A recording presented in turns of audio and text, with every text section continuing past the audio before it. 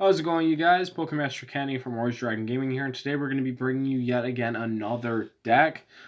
This one is still expanded. We're still going with the expanded grind. I think primarily this entire month and carrying will be expanded stuff, mainly because standard is boring. Standard really doesn't have any creative decks until the next set does come out.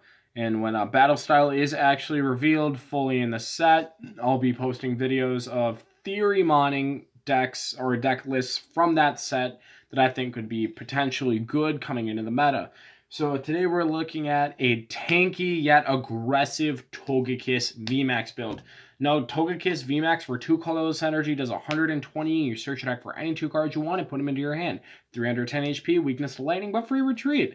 The idea behind this deck is you do end up playing a bunch of cards like Big Charm and Aspirita City Gym, so that you have a ton of HP and your opponent won't be able to knock you out, so you just immediately Acerola and you sit there trolling them with a bunch of your disruption cards and you draw and hit hard. Now we retain ourselves by playing a Naganadel GX, which for 3 colorless energy, you both players shuffle their prizes back into their deck and you take the top 3 and put them onto your prizes. So while you may say that's kind of contradicting because Togekiss VMAX does give up 3 prize cards, I felt like if you're able to get them in a scenario where you hit them twice with the attack and then you stinger, you're able to solidify the game almost immediately if they don't play any healing cards, which I want to say 8 times out of 10 the meta decks don't play any healing cards, aside from maybe an occasional Acerola Max Potion or AZ. But this deck also has a pretty solid Dull/Stall matchup because of the one of Seismitoad that we actually have in the deck, which Quaking Punch, of course, does 30 and locks items. We play 2 copies of Tapu Lele so that we're almost always able to consistently grab supporter cards. I know it sounds a little risky because we already only play, what, 5, 6, 7, 8 basic? No, 4, 6, yeah, 8 basics. So starting Lele is a thing, but it's not going to be too crucial. 1 copy of Guzma, 2 Acerolas, 1 Juniper, 1 EZ, just in case if we do end up starting that Lele or we pick up a Pokemon like Naganadel, we actually don't need to conserve the energy or anything like that, because if we use a triple acceleration, it goes to the discard pile anyways. 3 Guzman Hollow, so that we're always able to grab our Big Charm, Aspirita City Gym, and any special energy that we actually want in the deck. And then we play Mars, which is an interesting card that a lot of people played back then when it came to stall decks, but it kind of fell to the wayside because there were better cards that actually took it over. I think Mars is still a pretty good inclusion in this deck where you're just able to draw 2 cards and then discard a card at random from your opponent's hand. If they're not thinking too carefully and they think that you're just going to end them or something, or they're sitting on a single VS figure, you're just able to Mars it away, and then they're stuck in this position of, crap, now I have to attack, or oh crap, I can't do anything this turn because he discarded my only drawing out. And if you actually do discard a good drawing out with the Mars, you're still getting a plus and your opponent's getting a minus, which is really good in a card like this. A really good card in a deck like this. Wow, grammar today. 3 ends, 4 VA Seeker, 4 Max Potion, 4 Quick Ball, 4 Ultra Ball, very consistent.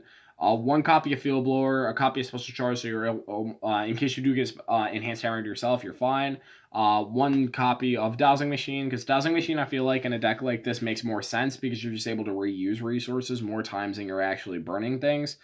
You play 2 copies of Enhanced Hammer. I feel like 2 copies of Enhanced Hammer is completely fine with the amount of special energies that are actually in this format. 3 Big Charms gives your Togekiss extra HP. 30 extra HP. A weakness policy for Pikarom, because Pikarom's everywhere, let's not kid ourselves, and they don't play any tool removal, so you just slam that down and then they're stuck doing X amount of damage until it gets removed. Now, the interesting card that I actually looked at when I thought of Togekiss and building this deck a while back, because this deck's just been sitting on my phone for a while and I haven't had the time or the energy to actually build it in real life just for the memes. But the stadium card, Aspirita City Gym, gives all of your colorless Pokemon in play 20 more HP. So, let's do the math. Big Charm gives Togekiss 30 more HP, so it makes it 340. Aspirita City Gym, 360. And you get to search for any 2 cards you want. And you have access to Acerola and AZ. So it makes for a big tanky Pokemon that just sits there, attacks, and when it needs to go away, it goes away with the Acerola. We do play 4 double colorless energy and 3 triple accelerations. The reason why we don't play 4 triple acceleration is because it's just not necessary. If you just get down to DC and it doesn't get removed, you're fine. The 3 triples are really there just so you can use Naganadel. So yeah, that's the whole thing of the deck. I'm trying to think if there's any cards that I really want to consider in this deck firsthand. To my knowledge, not really. You could play a Handiwork or a Faba. One of those two could be pretty cute because you don't want to play Balobla because that's a minus in your book because you could end up discarding crucial resources. And with this deck, it actually does matter. With like other stall decks, it really doesn't because you can actually get your deck to 0 and then start looping that. With this deck, you can't. Winona could also be very, very cute against like Aggro, where you get item locked and you can't use your ball cards in order to get it.